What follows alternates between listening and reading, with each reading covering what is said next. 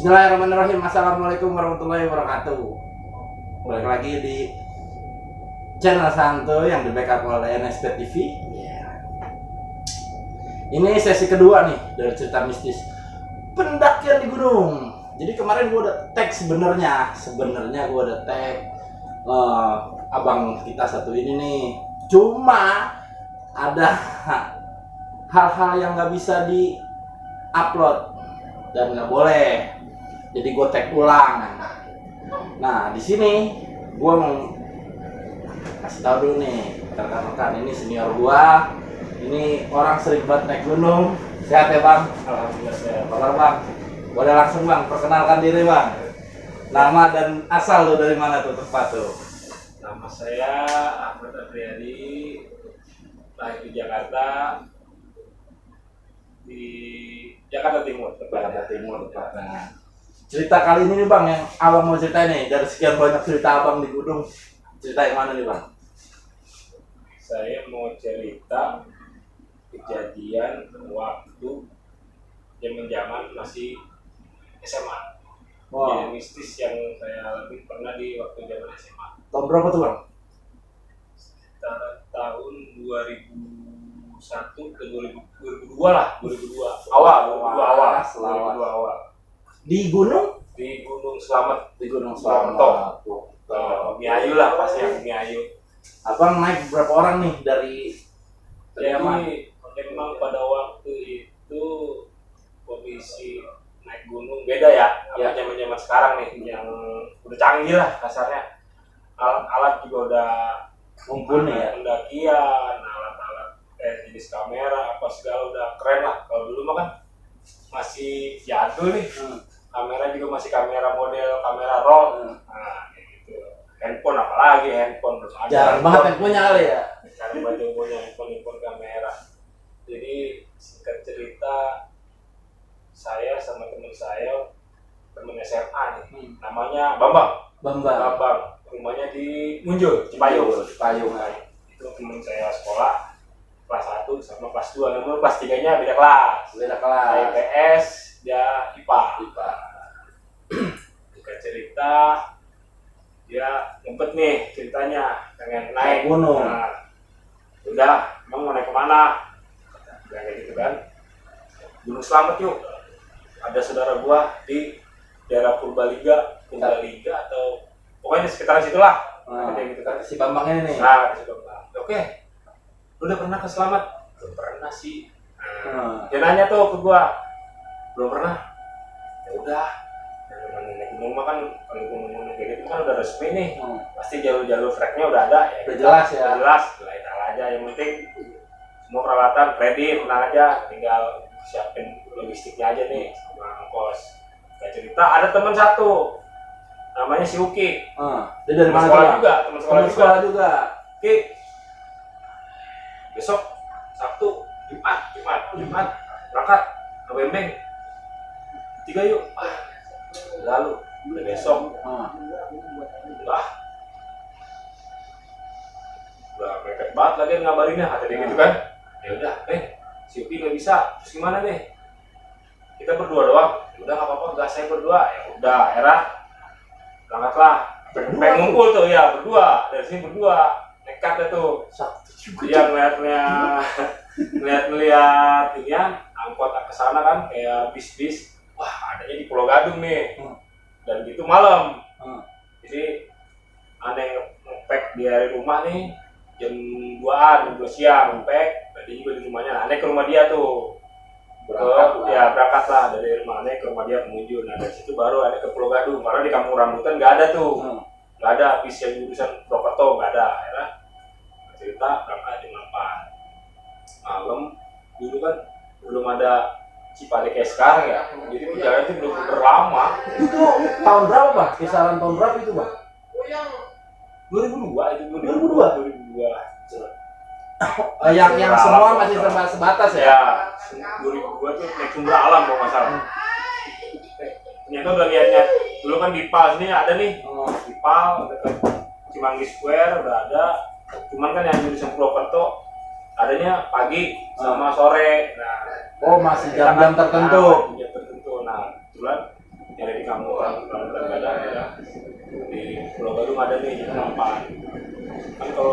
mah kan sama sekarang beda. Ya. Kalau sekarang mah kan 3 jam 4 jam gue udah sampai, 5 jam lah. Kalau dari sekarang, dulu mah kan beda. Jadi bener-bener seharian. Seharian nyampe di sono, jadi sekitaran pagi tuh jam 6 kan ke rumah saudaranya dulu. Ke rumah saudaranya dulu tuh di daerah Purbalingga sampai sore jam 2-an baru mengarah ke Purbalingga ke arah ke Gunung Slamet itu. Pas naik pertama tuh bang, nggak ada hal-hal yang aneh tuh yang abang rasain sama teman atau barengan gitu, ada barengannya? Belum ketemu. Jadi baru ketemu pendaki gitu, pendaki ya. Jadi setelah udah nyampe nanya-nanya kalau ke Gunung Slamet ininya dari mana tuh, dari Purbalingga, dibilangin naik angkot apa gitu, terus kayak angkotnya kayak mobil bambu gitu ya, tapi ada pegangannya itu bambu. Nah itu dari situ, dari Purbalingga itu Bobotsari namanya. Kamu ke Bobotsari.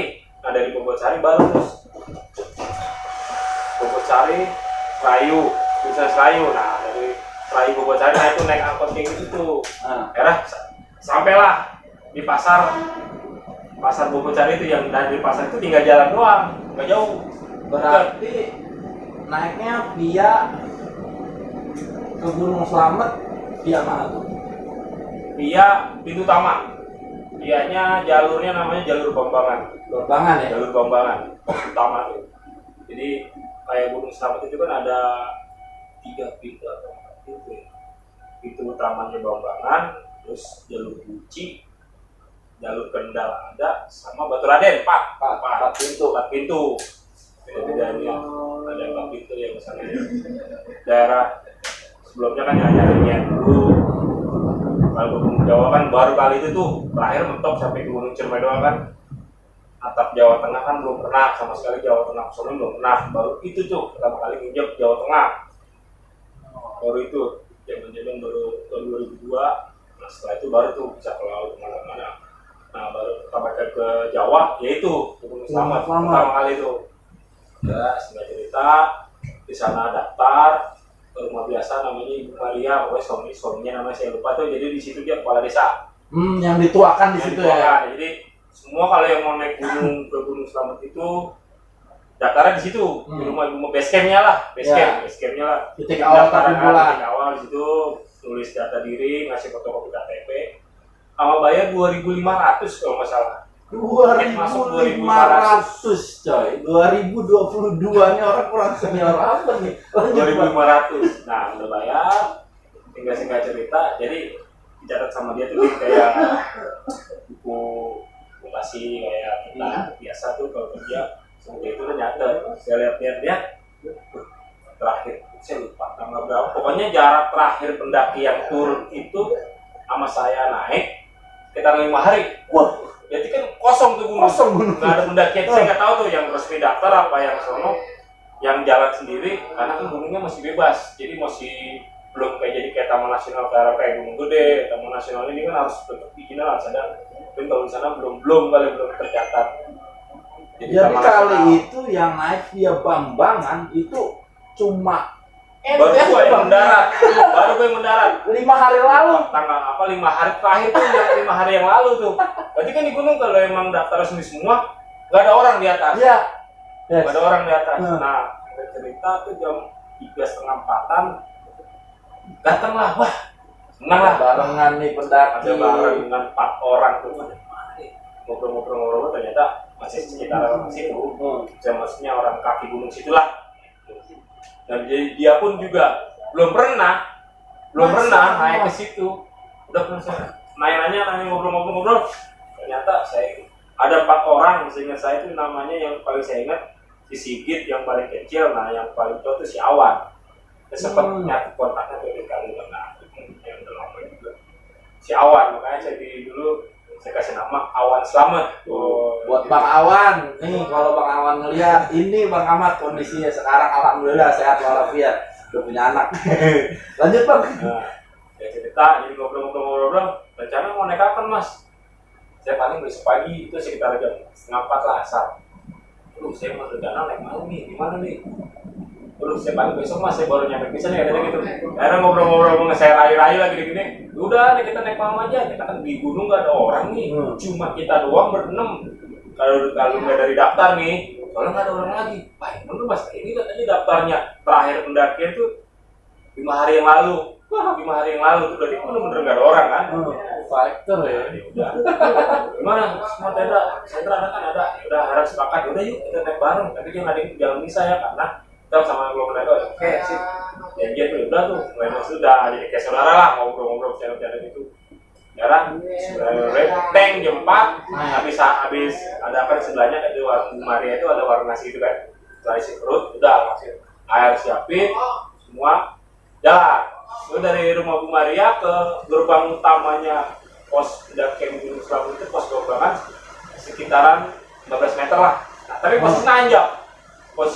Menguras tenaga itu ya. Itu Bu Maria itu rumah di atasnya Bu Maria itu ada 3 atau 4 rumah, nggak tahu sekarang kan, itu udah rame kali ya. Itu jaraknya jauh-jauh, ada 3-4 rumah baru ketemu pos.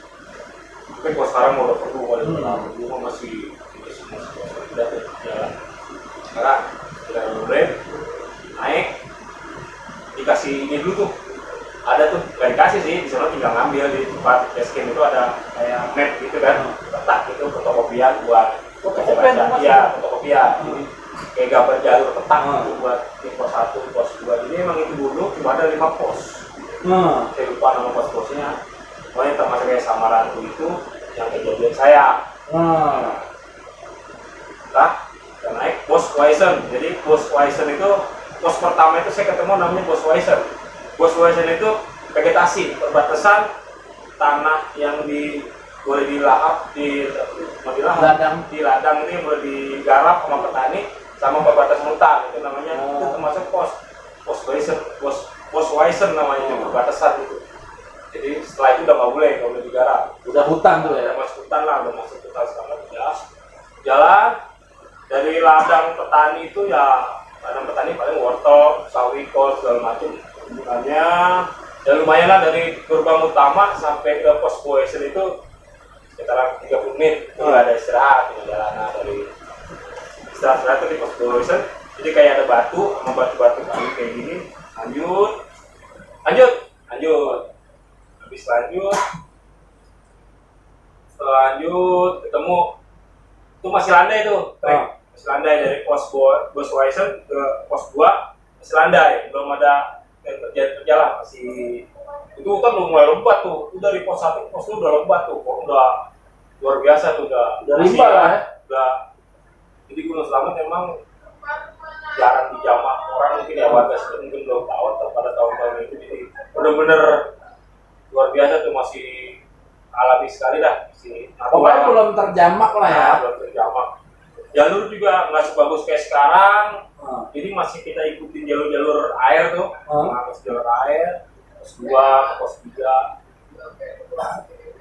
Itu, nah dari pos istirahat di pos 2 tuh udah mulai gelap, udah penglihatan udah benar-benar susah tuh. Jadi warga sektor semua segala macam istirahat sebentar. Itu lama tuh di situ di pos 2. Dia dari pos 1 pos Waisen ke pos 2 sekitaran 45 menit. Itu masih jalan, masih belum ada istirahat. Jalan. Terus sampailah di pos 2, nah di pos 2 baru kita break sebentar, siapin shelter segala macam, masak cuma kayak masak mie belum di situ, cuma makan gorengan biasa. Ya total 15 menit sampai 20 menit lah istirahat tuh. Dari pos perjalanan jam 4 sore tuh sampai di pos 2 terus sekitaran itu udah sekitar jam 7-an ya. 7 malam tuh. Lanjut ke pos 3. Gak ada halangan biasa, trek udah mulai nanjak tuh. Nah, nanjak sama istirahat lebih lama, bisa hampir 45 menit. Satu kali istirahat? Ya, kalau istirahat ketemu pos 3 tuh di pos 3 tuh istirahat 45 menitan ya, masak mie segala macam. Lanjut di pos 3 menuju ke pos Samarantu ya. Nah, dari pos Samarantu tuh dari bawah tuh kita pakai lengkap tuh, mulai dari pos 2 tuh udah mulai ngeluarin jaket. Dingin. Mungkin karena suasana saking lebatnya kan, mungkin kabut turun atau gimana. Pada ngeluarin jaket, berasa. Saya berangkat itu, saya pakai tangan pendek tuh. Pakai sendal, pakai kaos kaki. Makin berasa tuh. Makin berasa dinginnya tuh kan. Nah, sampai tiba di pos 4, kenapa kalau dibilang capek sih? capek emang dari bawah udah capek, dari pos 23 udah capek karena udah mulai nge-track tuh. Nah di pos 4 hawanya beda, pos baru masuk tang, pos 4 sama itu hawa beda, panas.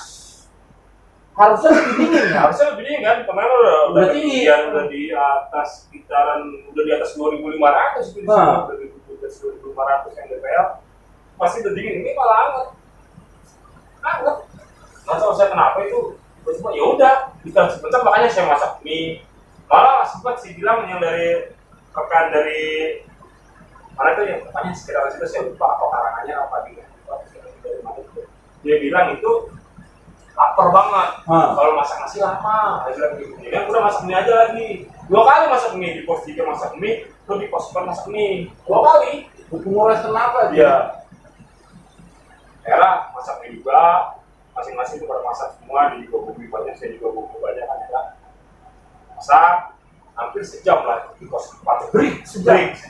Jalan menuju ke pos 5 itu pos terakhir. Itu medan lebih parah. Udah ekstrim ya, banyak yang halang. Nah, patokan saya tuh, saya nemuin batang seperti kayak batang pohon pepaya.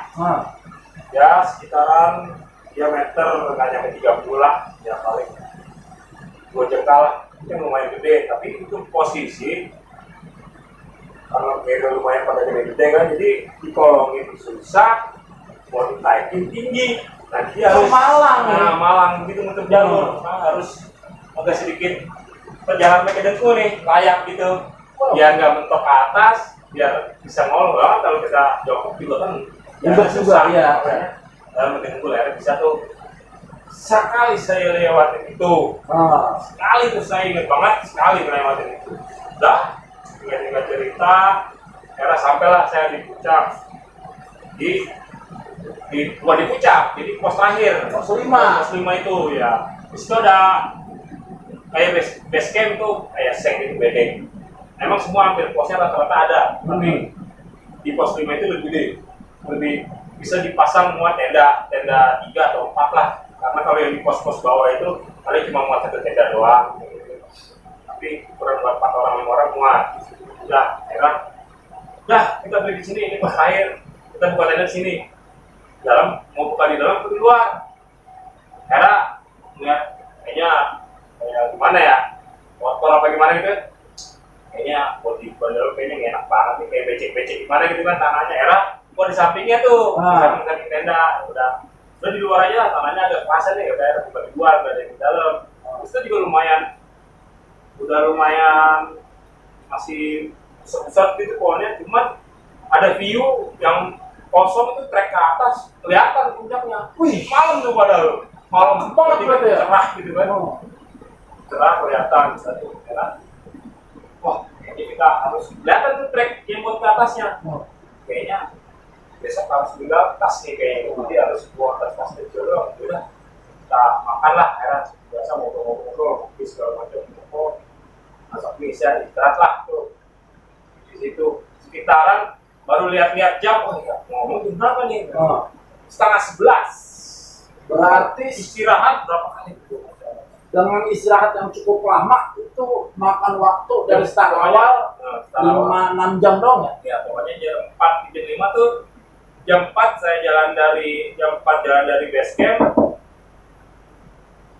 ketemu pos Wisen itu jam 5. Dari base camp ke pos Wisen itu 1 jam. Jam 5 atau jam 5 tank sih baru masuk hutan. 5 sore. Baru jadi gimana saya 5,5 jam doang. Iya. Itu udah plus istirahat yang lama-lama terus sampailah di pos 5. Nah kalau ke puncak itu kan karena nggak mau bareng sejam lah, nggak nyampe sejam gue udah sampai puncak. Kita istirahat, setengah 11 sudah kita istirahat, dan jam 12 baru pada terbahan lah. Bisa pagi, bangun, jam. Ternyata niat mau nyari pagi-pagi, ternyata baru pada bangun jam 8 pagi tuh. Nah, pagi. Kembali lagi di gunung susah sekali untuk kita bangun pagi. Bangun tank jam 8 pagi, mau ke puncak lah, puncak lah. Masa nggak ke puncak? Kamu udah pernah kemari, oke kita ke puncak. Dari 9 lah start tuh dari pos 5. Ya, buat ya sampai lama lah di puncak, pemandangannya bagus kan, foto-foto ngobrol segala macam. Sampailah selesai jam 12-an tuh, yang di puncak tuh. Kedengeran suara aja, kedengeran. Oh, masih Tuhan. Masih kedengeran suara aja di puncak. Puncak apa sih? Dulu belum ada patok-patok, cuma ada. Sekarang sih ada namanya puncak Gunung Selamat itu puncak apa sih namanya saya lupa. Dulu cuma ada patok puncak Selamat 3428 mdpl. Udah cuma gitu. Sekarang ada namanya yang puncaknya sih. Ada situ jam 12 siang, ngobrol-ngobrol baru bercanda-bercanda lah. Sampailah di kembali ke Pos 5. pos 5 tadi sekitaran jam setengah 3. Ya, beres. Udah, kita makan dulu segala macam di perut. Center masih bagus tuh, menang-menangnya masih bagus. Udah, kita langsung turun ya. Pakai udah tuh, itu belum nyampe di pos. Berhenti dulu tuh kayak ada view apa? Yang buat santai anak-anak tuh dah, kayak laptop datar itu di atas pos 5 itu nggak jauh dari pos 5. Wah, itu udah enak nih, kita udah tahu bedanya. Ngobrol-ngobrol tuh di situ. Disitulah asal mulanya saya di pos 4 itu. Asal mulanya itu awalnya tuh di situ. Kesalahan tuh. Iya, ternyata di situ itu yang saya bilang laptop datar itu ternyata di situ tempat gerbang. Gerbang mau ke wilayahnya dia lah, ini gerbang antara mau masuk ke dunia dia lah. Di situ Perbatasan. Iya, perbatasan itu. Sebelum di atas, kalau dari atas sebelum pos 5, kalau dari pos 5 naik dikit. Nah, dikit. Dan dari situ ngobrol-ngobrol lah di situ. Sambil duduk sambil ngerokok lah. Wah, kita kan udah tahu medan nih. Saya nih yang ngobrol, saya yang ngomong. Udah tahu medan nih. Medannya juga nggak parah-parah banget. Nggak parah-parah banget. Ya udah, yang penting ada center. Kita lanjut. Juga saya. Iya, berasa. Kita istirahat di pos 1. Yang penting air ada kan? Ada. Cukup. Karena trekkingnya biar pikirnya 5 jam setengah nih gitu kan. Kita turun aja kan cuma 5 jam setengah dengan istirahat yang panjang. Karena kita paling takut kita paling sampai di bawah jam 7 jam 8 malam. Tuh, ngomong di situ. Itu yang titik awal kesalahan saya di situ. Lanjut, turun ke tenda, packing semua segala, gitu kan. Informasi, saya paling belakang, teman saya depan saya, yang lain itu berempat, yang 4 itu turun. Ya turun seperti biasa, masih jalan-jalan, atau dari pos 5 turun, masuklah tuh di kawasan pos 4, rada gelap udah, padahal masih Samarandu itu sekitaran jam 5 kurang, tapi suasana tuh udah gelap. Oh, mendung mungkin ya. Mendung atau kabut turun ya kan. Asan baru belum lama turun dari atas. Siapa center? Duduk dulu di situ. Duduk center. Center oke semua udah megang tuh semua. Center juga center masih baterai. Iya, muter gitu. Sentrasi. Dari situ udah turun. Menuju ke pos 4. Menuju ke pos Samarandu itu. Ya, terus center break lanjut udah dipasang center semua. Karena itu emang dari pos 4 ke pos 5 itu lumayan agak ekstra jalannya sekitar 70% lah ini. Dari situ lanjut ketemulah batang pohon yang itu tuh. Batang pohon yang melintang. Yang dilewatin susah, dilewatin susah, dikolongin juga kan susah. Udah, udah nih jalurnya nggak saya lebar kayak sekarang. Kalau saya bilang tuh dulu kan masih bener-bener ya paling 30 cm lah lebarnya, sekecil itu bang. Iya, jalurnya selebar 30 cm, masih jalur air bukan bikinan orang batu-batu, bukan, masih jalur air.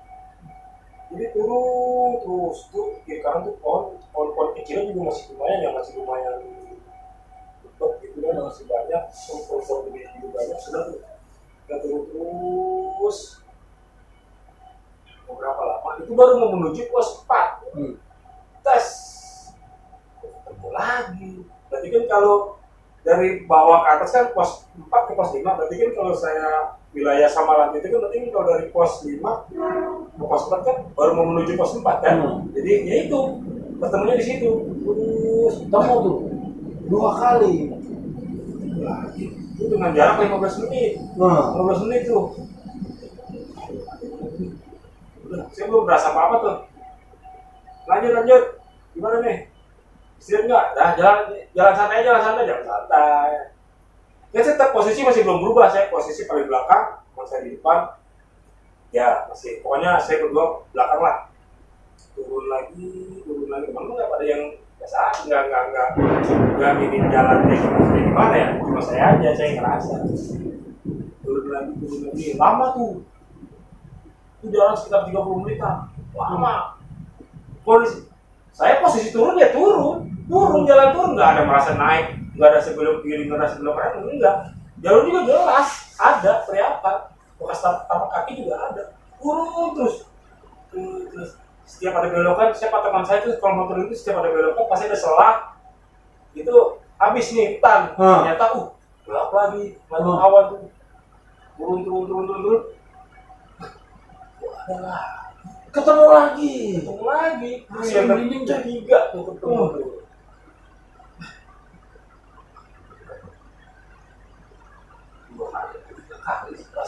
Dua kali lah kalau saya mungkin 3 kali. Dah. Berhenti sebentar, gak lama lanjut lagi tuh. Mungkin itu udah mulai rasa tuh, kayaknya tuh udah mulai parno lah, gini segala macam. Turun terus bilang apa lagi tuh jalan. Terus aku itu nggak minum loh, nggak minum sama sekali, semua tuh gak ada yang minum, jalan terus. Posisi pas mau yang menuju ke depan itu nggak ada yang ngomong sama sekali, tapi jalan. Karena udah berasa hatinya. Iya. Saya nggak tahu tuh dia ngerasa apa enggak, apa gimana, apa saya doang. Itu nggak ada yang ngobrol sama sekali. Pas mau ketemu titik yang keempat tuh, sampailah ketemu lagi titik yang keempat. Ketemu lagi. Break. Saya teriak, break. Kenapa bang? Yang baik depan, posisi sikit. Cari posisi yang enak buat istirahat. Terus sedikit, pelan-pelan. Di sini bang, paling enak nih buat bisa taruh pantat enak. Oh yaudah, nggak apa-apa di sini aja. Udah, lu punya ada makanan nggak? Gitu kan? Terus udah langsung udah enak nih. Ada apaan bang? Ya nggak ada apa-apa. Mau siang nih, tenggorokan kering banget kayaknya. Mau bikin teh bang? Boleh. Kalau ada teh, udah teh. Teh makanan keluarin ya, tinggal seadanya lah. Makanan keluarin seadanya. Jadi dikeluarin seadanya, makanan, ngobrol. Lalu saya ikut dalam hati itu. Kalau yang saya salah kata, saya maaf kalau saya ganggu, gitu kan? Kalau saya ganggu, dan teman-teman, saya mau pulang. Apa bang? Ya apa-apa. Yakin bang apa-apa? Ya cuma enak aja di badan tuh hangat, suasana udah hangat, udah badan udah ada enak lah, udah tuh. Sebenarnya saya injak 3 kali itu, saya mau pulang. Terus saya tuh udah lanjut lagi break, lanjut das jalan tuh. Tek, saya ngeliat saya posisi kayak belakang masih. Wah, ada senter, alhamdulillah. Wah. Saya nggak ngomong apa-apa sama teman-teman yang lain, udah saya rasain aja sendiri. Saya tahu kalau memang keadaan di gunung kayak gini nggak boleh nih namanya cerita kayak gini. Nanti kalau udah di bawah baru cerita. Itu udah pantangan tuh. Siapapun itu mau naik gunung, lihat apapun yang ada di gunung, jangan kasih tahu siapa-siapa. Telan aja dulu. Telan aja sendiri. Ntar kalau udah di rumah, di bawah baru cerita. Ya, itu yang dulu dari senior saya tuh yang tahun sudah saya pertama kali naik itu pesen dari pendaki itu aja. Melihat apa-apa di gunung, jangan kasih tahu siapa. Ntar aja kalau udah di bawah. Ada di rumah. Dan tuh turun tuh daerah saya, terus saya ngeliat kelihatan 2 cahaya center. Wah langsung lebih senang lagi hati saya itu. Manusia. Alhamdulillah. Nah posisi belok-belok gitu kan, teman saya juga ada yang cedera, yang paling depan katanya cedera kakeknya pas saya mau bener sih dia kakinya bengkak itu. Tiba-tiba pas pagar orang itu kan, 2 orang bule itu, orang bule. Manusia tuh bener. Bener itu mau bener orang itu, bule dari Jerman tuh. Jadi dia bawa porter 1. Pakai tuh dia, saking pas belokan gitu kan, dia begini, papakan gini kan, tas, balik tuh dia, pecah kalau ada di belakang saya. Apa?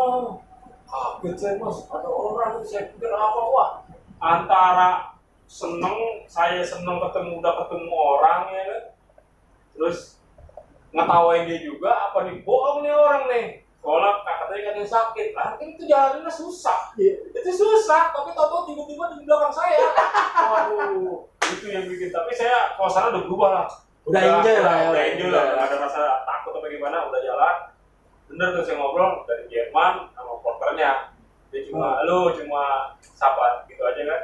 Dia lanjut ke atas, dia mau porter juga. Saya turun. Saya turun. Era tiba di pos 3, wah ketemu pos 3. Era ketemu tuh pos 3. Pos 3, ketemu pos 2. Wah, ada pos 2 nih, berarti satu lagi pos Wesen nih. Bener ada 2 pohon besar, ngisi pohon-pohon lewat. Ada celah awan gitu kan, jadi kayak pohon-pohon terkait terbuka gini kan. Sekarang, wah keluar hutan alfa. Nah posisi gerimis tuh di situ. Itu kejadian di Samarantu. Jadi saya kasarnya dalam hati saya, wah saya diputar-putar ini. Tapi saya belum cerita berlanjut nih. Masih jalan tuh Pak. Masih berjalan, udah masukin perkebunan warga. Nah, kalau dari pos BC itu, vegetasi, batu vegetasi lah, udah keluar, jalan, wah gerimis. Saya mau pakai sepeda, itu posisi berubah tuh, Teman habis istirahat sebentar di pos BC itu, posisi berubah, teman saya maju ke depan, itu dia istirahat, bener teman berempat, saya maju. Saya maju, seling, sama dia salah satu yang gua di belakang. Udah tuh terus jalan. Awal mula tuh dia. Hati-hati Bang, licin, lu pakai sendal, oke, masih enak. Masih enak, tapi posisi turun nggak apa, jatuh duduk tuh. Pertama kali itu jatuh duduk, baru ketawa-ketawa. Juga ternyata yang ada gitu kan. Ya, kawan-kawan bangunin tuh sama di depan teman saya, dibangunin dia. Jatuh. Jalan, terus udah mulai hampir ke bawah. Jatuh lagi. Nah, pas jatuh yang kedua itu dia mulai nadanya tinggi. Ya pas nadanya tinggi, mungkin pasti situ kali itu pas jatuh yang kedua. Oke, pirasat tuh. Pirasat. Samperin Mas, mana jatuh lagi. Jaraknya berjarak jauh tuh. Jarak dari sini ke ya 5 meter, hampir 10 meter lah. Tuh semua berjarak semua. Tapi masih pada pakai center. Mas, temennya jatuh lagi tuh. Udah tuh akhirnya saya kejar tuh. Bang, gantian. Siapa lu ya? Emang tuh dari atas sampai ke bawah dia bawa carrier, saya bawa carrier 2. Carrier 1 gede, 1 carrier biasa, emang sengaja. Efek lah ya. Efek lah. Buat berkaitan itu. Udah. Galak. Apa sih ini kalau yang capek mah, gantian udah dari atas kan udah dari bawah. Gua belum ini, Bang. Udah apa yuk nanti tinggal sampai. Ada yang makin tinggi. Ya udah, dapat gitu kan. Udah jalan lagi. Agak jauh tuh jatuh lagi.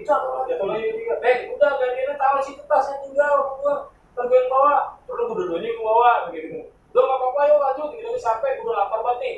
Iya, makin adanya makin tinggi. Kayak orang mau ngajakin ganti gimana sih? Makin tinggi gitu. Udah.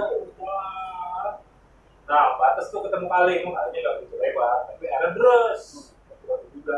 Jarak dari kita jalan sama kali itu ya nggak jauh dari belah. Paling sekitar setengah tapi kalau itu pohon juga batu kan gitu. Iya. Udah tuh lipit temen agak pendek. Nggak turun gini agak pendek. Kayak pepet tuh dia. Wah ini mulai kali serem nih. Kalau berasa lagi kali biarpun kali nggak tinggi gitu kan. Tapi kan deras gitu. Kan deras airnya. Lebar paling 2 meteran lah. Ya. Karena benar pikiran saya waktu orang kayak jatuh ya. Saya maju dikit, saya pepet itu. Baset kan dia kejebur tuh kakinya satu, yang ini yang udah turun bawah nih, udah posisi ini, langsung tepak kayak lah. Wah, ada di situ. Saya tarikan tuh nih, udah sini copotin tasnya, gue yang bawa, lu udah capek lu. Dia udah nggak apa yuk. Sampai saya udah bangun lu. Naik dulu tuh dia, bangun jalan. Udah jembatan, udah gerbang tuh pasti kali itu jembatan bambu naik, udah gerbang tuh. Ya. Memang udah kelihatan jarak. Yang nggak nyampe 20 meter lah, udah gerbang, udah buruan ayo. Udah lu naik dulu, itu posisi buruan ayo. Naik tuh posisi masih duduk, kakinya masih di bawah. Kayak terus yang kayak gitu.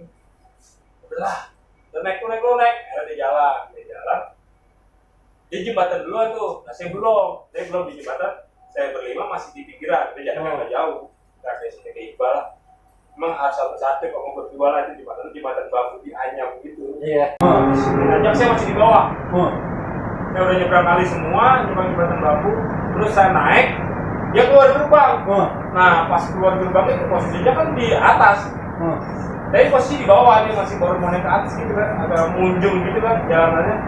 Nah itu ke situ, Apa tuh? pas saya liatin dia keluar gerbang, tak dari agak terang, terus cahaya bulan di balik gerbang ini sebelah sini kan ada gelap. Was, ada yang lompat tuh Dari? dari pundaknya dia, pundak sebelah kanan. Saya diem tuh, dia jarak 2 meter lah, 2 meter setengah sama dia tuh.